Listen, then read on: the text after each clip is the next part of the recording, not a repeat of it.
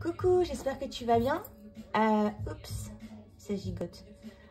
Je te retrouve aujourd'hui en ce dimanche lumineux. Je profite de cette luminosité pour te faire cette petite vidéo pour répondre au tag de Kitty Flowers, le Only Tendex.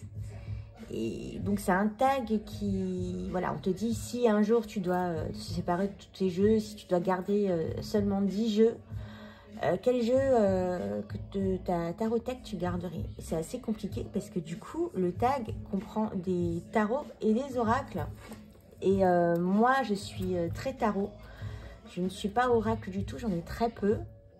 Et voilà, le but c'était de faire le choix, le tri parmi tous ces jeux. Moi j'ai une 50aine de jeux et c'était très compliqué. Du coup, tu sais que les goûts et les couleurs changent tout le temps, surtout en fonction de notre pratique. Nos perceptions changent, voilà, on a besoin plus de jeux. Enfin voilà, moi aujourd'hui je sais que j'arrive, il y a quelques années de ça, j'ai acheté tous les jeux qui passaient par là. Et je me suis retrouvée avec, waouh, presque 50 jeux en très peu de temps, avec des jeux qui finalement ne me correspondaient pas du tout. Et maintenant, j'arrive à faire justement le tri. Quand je vois un jeu, je sais directement s'il va me convenir ou pas. Du coup, ces derniers temps, j'ai acheté très peu de jeux. Depuis le mois de décembre, là on est en mars, c'est simple, j'en ai acheté qu'un. Que je vais te présenter là, qui fait partie de mon Only Tendex. Donc je vais commencer, je vais arrêter de blablater et je vais commencer tout de suite avec ce fameux jeu là que j'ai acheté au mois de janvier, il me semble, mi-janvier. Et ça faisait un moment que je jetais ce jeu là et que je ne le trouvais pas. Je ne l'avais pas cherché hein, spécialement. Mais en fait, quand je l'ai vu sur Vinted, c'est le Transformational Tarot. Quand j'ai vu sur Vinted, je me suis dit, putain, je le veux, quoi. Je le veux, je l'ai acheté. Et j'étais vraiment pas déçue parce que la connexion s'est fait directement. Les messages sont clairs et limpides. Ça, c'est la carte que j'ai tirée hier. le 5 d'épée. Et en plus, c'est des collages. J'aime beaucoup les collages. C'est des collages avec des œuvres d'art. Et moi qui adore l'art, purée, je suis comblée quoi. Il est trop beau. Et en plus, il y a énormément de diversité parce que c'est un jeu qui date de 2000. Il date pas de maintenant, hein. Je crois que 2000. Je trouve pas la date. Je vais pas dire de conneries, ouais. 2005, c'est un jeu de US Game. Donc à cette époque-là, il n'y avait pas beaucoup de diversité dans les jeux. Là, il n'y en a pas énormément non plus. Mais il y en a un petit peu. Voilà. Il est très beau. Les messages sont très clairs.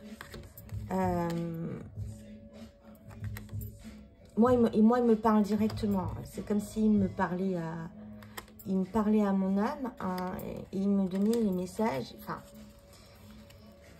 je crois que c'est le premier jeu avec lequel j'ai eu une telle connexion directe. Avec lequel... depuis, du coup, je le lâche plus. Hein. Du coup, je le lâche plus. À chaque fois que j'ai besoin de conseils, je fais appel à lui. Et regardez-moi cette étoile. Elle ne ressemble pas à toutes les étoiles qu'on peut voir ailleurs. C'est l'araignée qui tisse sa toile. Magnifique. Voilà. Donc ça, c'est pour le Transformational Tarot. Mon jeu est à l'envers. Voilà. Je ne lis pas envers endroit avec le Rider-Waite. Mais voilà. Il est tout mélangé. Voilà pour les Transformational Tarot. Celui-là, je pense qu'il va pas me lâcher. Vu la connexion qu'on a tous les deux. J'avais oublié une carte fond.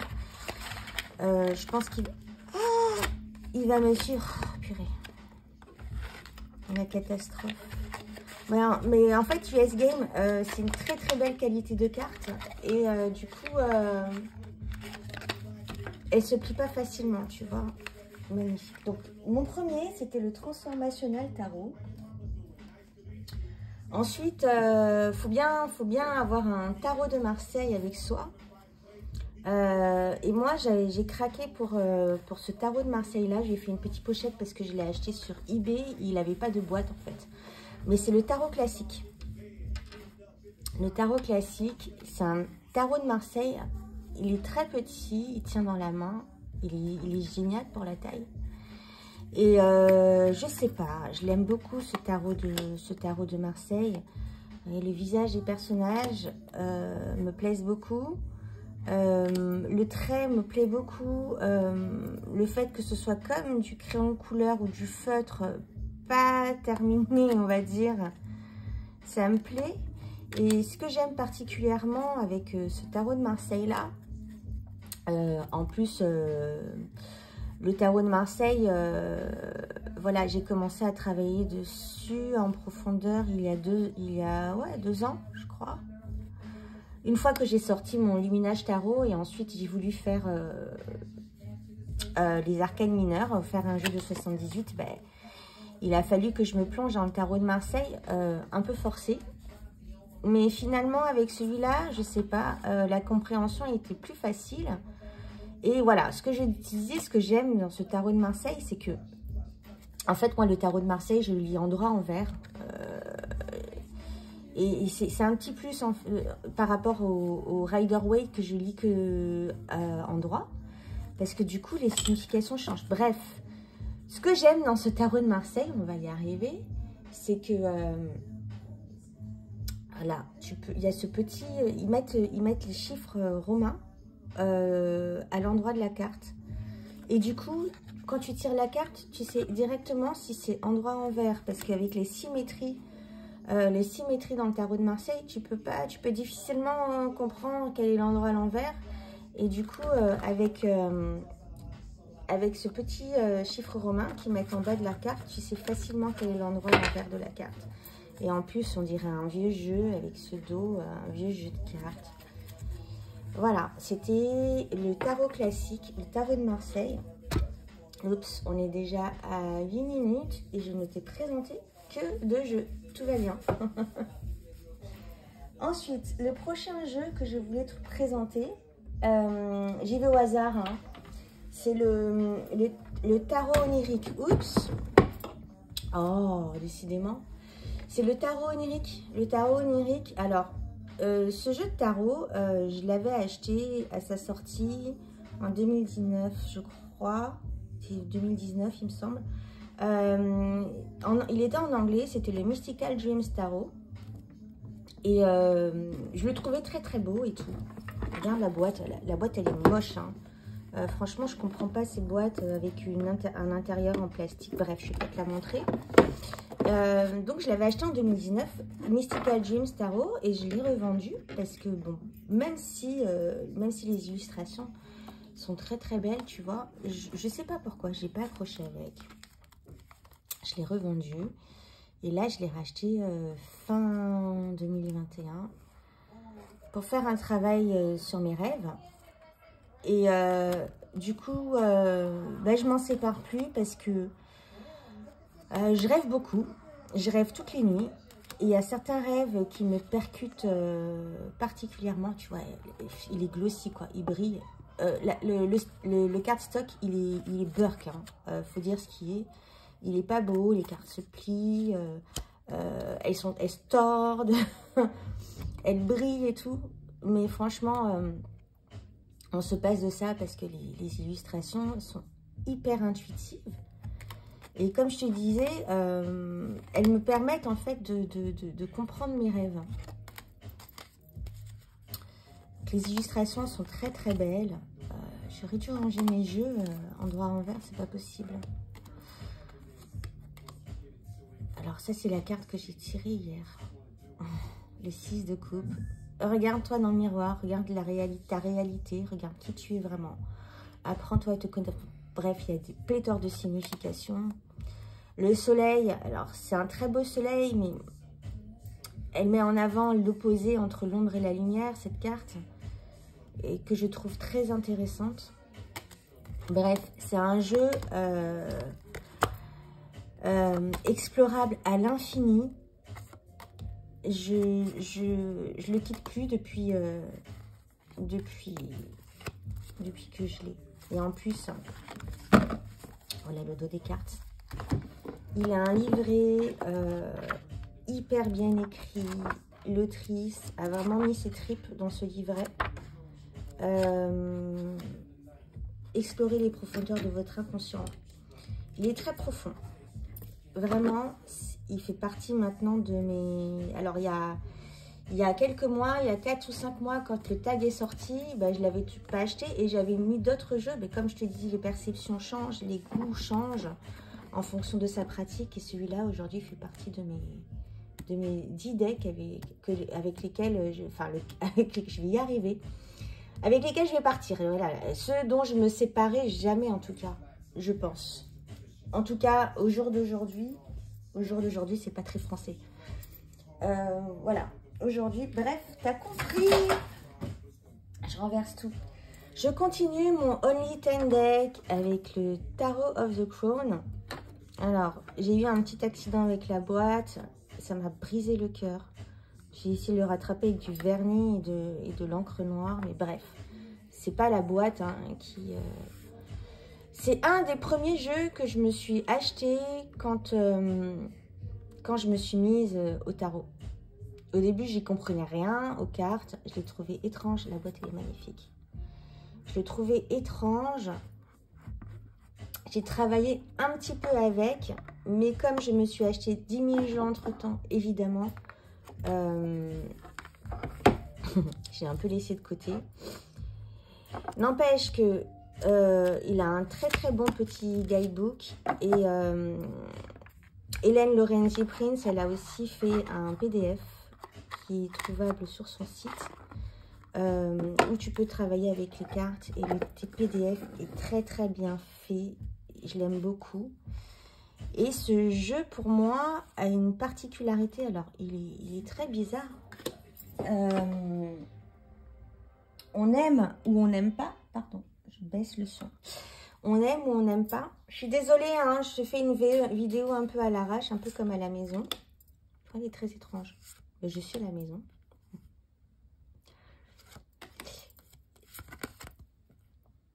Mais en fait, il me parle beaucoup parce qu'il a ce... Je sais pas. Il a ce truc très féminin en lui. Moi, j'y sens les énergies de ma grand-mère, de ma lignée matriarcale. Ce jeu te fout une claque, comme le ferait ta maman quand tu fais une connerie. Et il te fait des câlins quand on a besoin. À mon grand regret, je n'ai pas encore assez travaillé avec lui. Pourquoi je ne le retourne pas? C'est plus simple, non? Je n'ai pas encore travaillé beaucoup avec lui, mais voilà. C'est quelque chose qui va se faire en temps et en heure. Quand j'en sentirai vraiment le moment. Mais je ne peux pas me séparer de ce jeu. Franchement, je ne peux pas me séparer de ce jeu. Il y a un truc. Il y a un truc avec ce jeu. Le sacrifice, ça me rappelle... Cette carte-là, je l'ai tirée avec mon ami Light Goddess Light sur Instagram, avec qui je suis allée au Sénégal. Et j'ai tiré cette carte le matin avant d'aller visiter l'île de Gorée. Ça m'a marqué. Ça m'a marqué parce que c'était un moment très, très émouvant aussi. Bref, alors, voilà. Ça, c'était le Tarot of the Crown. J'ai pas dit le titre. De Hélène Lorenzi-Prince. Celui-là, je ne m'en séparerai jamais, jamais, jamais. Et même si la boîte, je l'ai un peu pourrie et que les tranches, je les ai un peu pourries aussi en voulant les faire en noir. Il a sa propre énergie et j'en achèterai pas un nouveau pour le remplacer. Bon, il est out of print, mais admettons. Non, je crois qu'il est en revente. Elle a remis celui-là spécifiquement en revente, en indie deck. Je pense que tu peux le trouver. Je crois que je l'ai vu il y a pas longtemps sur un site européen. sur un site européen de vente de jeux indépendants. Voilà. Donc ça, c'était le Tarot of the Crown. On en était à combien là? 1, 2, 3, 4 jeux. Je t'en ai présenté 4. Ensuite, je vais te présenter le Tazama. Non, n'importe quoi. Le Tabula Mundi. Alors, il se présente dans cette belle boîte avec ce beau ruban. C'est un tarot de Thoth. Je ne sais pas si tu vas voir. En fait, le dos, il est un peu holographique. Bref. C'est un tarot de Thoth. J'ai un tarot de Thoth de Aleister Crowley, le Greeny, qui est très très beau. Hein. J'ai acheté le Greeny que j'ai eu pour une bouchée de pain. Coup de chance. Mais pour étudier le Thoth, je préfère celui-ci. Regarde la carte du monde, comment elle est belle. Alors, j'ai qu'un seul regret, c'est que en fait, l'autrice le vendait en 3 tailles. Et moi, j'ai pas pris la grande taille, j'ai pris la taille médium. Je sais pas pourquoi. Bref, ça n'empêche pas que c'est un très beau jeu. Le livret qui est le Liber M, Liber Mundi, est très très bien expliqué pour le tarot de Thoth. C'est génial parce que tu as toutes les correspondances, hein, l'astrologie, etc. Le I Ching aussi. Il est très très bien fait. Pour étudier le Thoth, c'est un excellent enseignant. Voilà. Et en plus, j'adore les dessins, les illustrations. Je résonne beaucoup avec. Trop beau, trop beau, trop beau. Je l'ai présenté dans une première vidéo. Le tag que j'avais fait avant, 7 decks for Deadly Sin. Le magicien, c'est un DJ quoi. Donc, en plus, il fait très ancien, hein, enfin très ancien. Il a des illustrations très à l'ancienne, un peu alchimiques et tout. En même temps, il est hyper moderne. La grande prêtresse avec ses grenades en forme de cœur. Bref. Et comme il faut bien avoir un tarot de Thoth dans les 10 jeux qu'on veut garder, et ben moi je garderai celui-là. Bien sûr, je garderai les Greeny. Hein. Bien sûr, bien sûr. Il est hors de question que je m'en sépare. Mais celui-là, vraiment, pour étudier le Thoth. Bon. Après, le seul truc, c'est que c'est un jeu que tu te fais livrer des États-Unis. Et tu as les frais de port et tu as les frais de douane. Donc, en plus, c'est un jeu indépendant. Bref. Voilà, ça c'est pour le, je sais plus combienième jeu, quelième jeu, je sais pas comment on dit en français. Ensuite, je vais te présenter sans surprise le Tazama African Tarot qui est présenté dans cette belle boîte. Je t'ai présenté dans la vidéo précédente déjà. Mais je suis à 20 minutes et j'ai pas terminé, tout va bien. Voilà, qui est ce beau tarot. Alors, déjà, il est magnifique. Hop, il y a des dorures partout. Le cardstock, il est incroyable. Les cartes sont douces, les couleurs sont belles et vibrantes. L'imagerie est magnifique. Et puis, moi, je l'utilise aussi pour communiquer avec mes ancêtres et mes guides. Donc, vraiment, il a pris une place particulière pour moi dans ma pratique. Et puis, je m'en séparais jamais, quoi. Moi, il a ce truc vibrant. Alors, celle-là, quand je tombe dessus, fait penser à mon grand-père et ma grand-mère. Voilà, ils sont pas trop magnifiques. Bref. Il est vraiment spécial pour moi. Il est vraiment spécial pour moi. Ça pourrait être une de mes arrière-grand-mères. Voilà. Voilà. Je suis émue. Je sais pas pourquoi. J'ai les émotions qui montent. Je suis émue quand je le présente. Donc ça, c'était mon 1, 2, 3, 4, 5, 6e jeu. 7e jeu. Je sais plus. En tout cas, je sais qu'il m'en reste 2 à te présenter. Oups, je fais tout trembler. Il m'en reste 2 à te présenter, je crois. Alors, attends. 1, 2, 3, 4, 5, 6, 7, 8. Attends, je reviens. Le prochain jeu, c'est sans surprise le Marielle Tarot. Le Marielle Tarot que j'ai rangé dans cette jolie boîte. J'ai mis du Tchouraï qui sont trop bons. Une sorte de Tchouraï. Je ne pourrais pas te dire lequel. J'ai oublié le nom. Bref, le Marielle Tarot.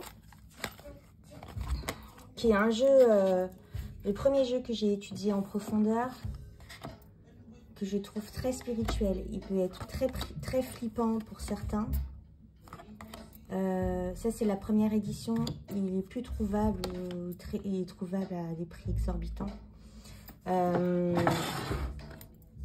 l'échangerai pour rien au monde contre la 2e édition. Parce que comme j'ai déjà expliqué, l'autrice a changé certaines cartes dans la 2e édition. Et je trouve que du coup, le jeu n'a plus la même énergie. Donc voilà.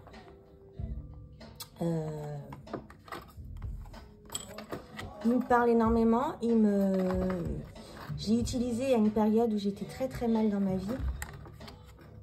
Il m'a beaucoup aidé, il m'a guéri. Et aujourd'hui, il a toujours le même rôle pour moi. Hein. Un rôle très spirituel. Alors ça, tu vois, c'est une carte qui a disparu. Qui a disparu de la 2e édition. Elle est très étrange, effectivement, mais elle a sa place dans le jeu et elle a vraiment, pour moi, voilà.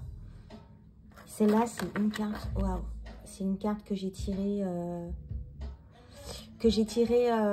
le jour où j'ai découvert que mon arbre avait été coupé.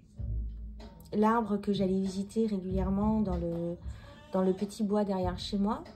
A été coupé à cause de la tempête. Et le soir, enfin quand je suis rentrée chez moi, j'ai tiré les cartes et j'ai eu ce message là et je sais pas, pour moi ça fait une synchronicité avec cet arbre là. Il venait me parler. Bref, ça c'est très personnel, hein. Donc le Marielle Tarot. Le Marielle Tarot, dont évidemment je ne me séparerai jamais. Je le remets dans sa belle boîte en manguier. Ensuite, il me reste 2 jeux à te présenter. Du coup, j'ai choisi des oracles, même si il y a encore beaucoup de jeux que j'adore dans ma collection. Le Next World Tarot, le Carnival of the End of the World Tarot. Qu'est-ce que je pourrais... Et j'en passe, il y en a encore 3 ou 4 que j'aime beaucoup. Le Faux Larcos Tarot que j'aime beaucoup aussi. Mais voilà, fallait bien faire un choix. Maintenant, je vais te présenter des oracles. Du coup, pour les oracles, je vais te présenter l'oracle de la déesse sombre d'Iriadel et Gulliver l'aventurière. Alors, cet oracle, j'ai pas beaucoup d'oracles. Hein. J'en ai moins de 10. Moins de 10, donc quelques-uns dont je vais me séparer prochainement. Cet oracle est d'une force. Alors, je tombe directement sur la Santa Muerte. Il t'aide à dégager tes ombres et à comprendre tes ombres. Alors, c'est pas toujours, le message n'est pas toujours facile, mais je trouve que c'est un bel outil pour le travail de l'ombre. Et en plus, sorcière. Et en plus, Iriadel a fait un travail d'écriture phénoménal. La Reine Infernale. Je crois que c'est le seul jeu français que j'ai dans ma collection. La presse d'eau. Voilà. Pour le petit guide, le gros guide, il est génial parce que tu as le mot de pouvoir, la voie initiatique, la carte en ombre, le symbolisme. Et tu as même là dans la pop culture, qui ça pourrait être. Là pour le coup, la reine de terre, ça pourrait être Maya Angelou. Et ensuite tu as une playlist, c'est sympa. Une playlist qui correspond au jeu. Donc ça c'était l'oracle de la déesse sombre. Qui m'aide beaucoup et qui me lâchera jamais. Et oh là là, je baisse un peu la musique. Last but not least, je vais te présenter mon oracle à moi, le Crush of Love Oracle. Alors ça c'est mon exemplaire à moi, il a pas mal vécu. Je l'emmène partout avec moi quand je fais des prestations à l'extérieur. Donc il se présente dans cette pochette comme ça. Et le mien il est en anglais. Il a pas mal vécu, hein. Le Crush of Love Oracle. Alors c'est un oracle sur l'amour que j'ai créé sur l'amour en 64 cartes. Je vais faire sûrement une vidéo pour le présenter. C'est pas parce que c'est mon jeu, hein, et j'ai eu beaucoup de retours sur ce jeu-là, de personnes qui l'ont acheté. C'est un sniper. C'est un sniper. Il est clair comme de l'eau de roche. C'est simple. J'ai pas fait de livret avec. J'ai pas fait de livret avec parce que tout est dit dans la carte. Ensuite, fais travailler ton intuition. C'est très simple de faire des phrases avec les cartes que tu lis. Mais il est d'une finesse et d'un direct. Des fois, il fait mal au cul. Putain, il te donne des claques. Tu te dis, ah merde. Voilà, c'est pour ça que je l'aime. Parce que par exemple, quand j'ai un problème avec un amoureux, il me dit directement les choses. Il me dit, non mais ce mec il se fout de ta gueule, ou ce mec il t'aime, il pense à toi. Sois patiente, il donne aussi des conseils. Voilà. C'est mon jeu, hein, ok. Mais c'est un oracle. Alors sur l'amour, mais aussi je fais des guidances avec, pas seulement sur l'amour, hein, il répond un petit peu à tout. Et voilà, je m'en séparais pas parce qu'il est straight to the point. Il répond direct à la question. Il prend pas de chemin escarpé.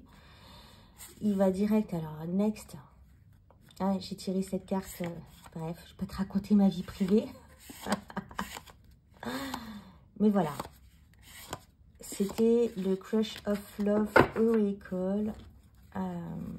Je vais faire une vidéo sur lui, je pense. Moi, j'ai la version en anglais, mais il existe, je l'ai fait en français. Et il est aussi à gagner en ce moment sur ma page Instagram. Petite pub. Et le jeu concours est ouvert jusqu'à demain. Voilà, donc je te remercie d'avoir été avec moi jusqu'à la fin.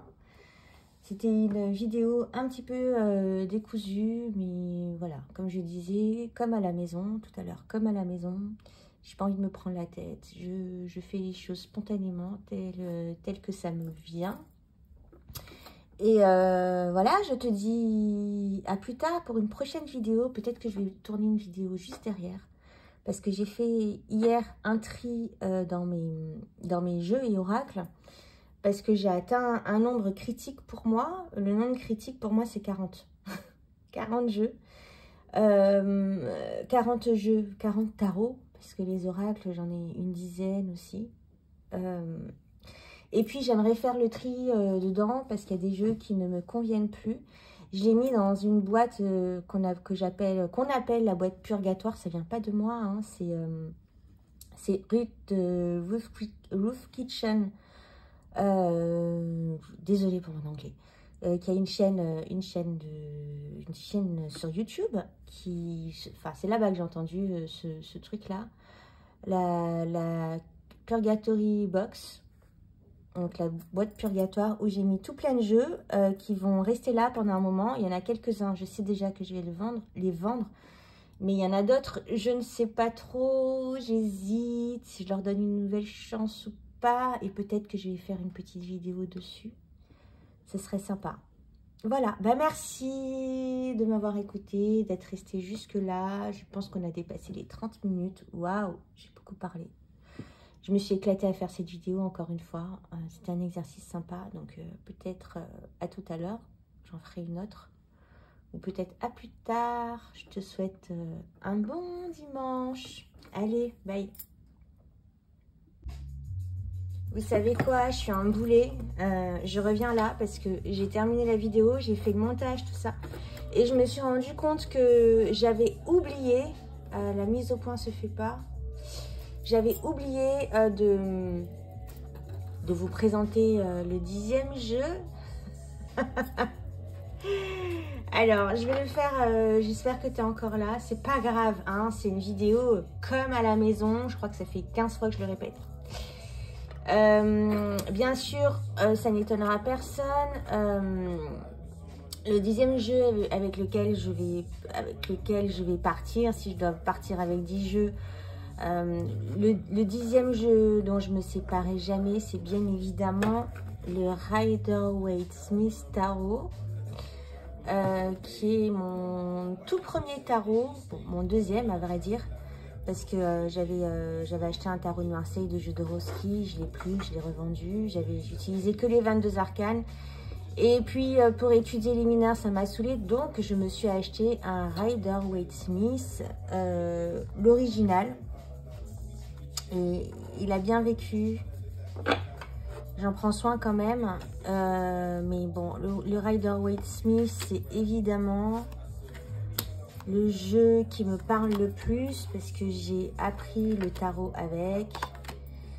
Il y a 10 000 vidéos qui existent sur ce sujet. Je ne vais pas m'étaler dessus. Les cartes, je pense que tu le connais. Parce que si tu m'en regardes, c'est que tu t'intéresses un petit peu au tarot. Bref, tout ça pour dire... voilà, celui-là, c'est mon chouchou numéro 1 de tous les temps. Et de l'univers entier. Même si, voilà, il est un petit peu vieux jeu. Il est très genré, il est très unicolore. Ce que j'aime pas, parce que tu sais que j'aime les jeux très diversifiés. D'ailleurs, j'en ai fait un très diversifié parce que je veux des gens qui me ressemblent et qui ressemblent à mon entourage dans les jeux. Le Rider-Waite-Smith reste définitivement mon préféré. Et quand je le regarde, ça me rappelle... cette première année de découverte du tarot où j'étais complètement à fond dedans. Et je suis un petit peu nostalgique de cette époque-là où j'étais dans l'apprentissage.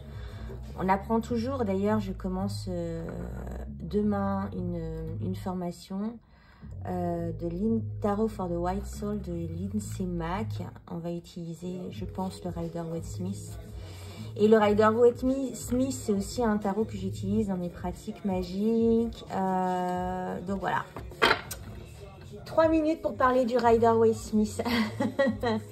Voilà, bah écoute, je te souhaite un bon dimanche. J'espère que tu y seras resté jusqu'à la fin et que ça t'aura plu. Et je te dis à plus tard pour une nouvelle vidéo. Bye.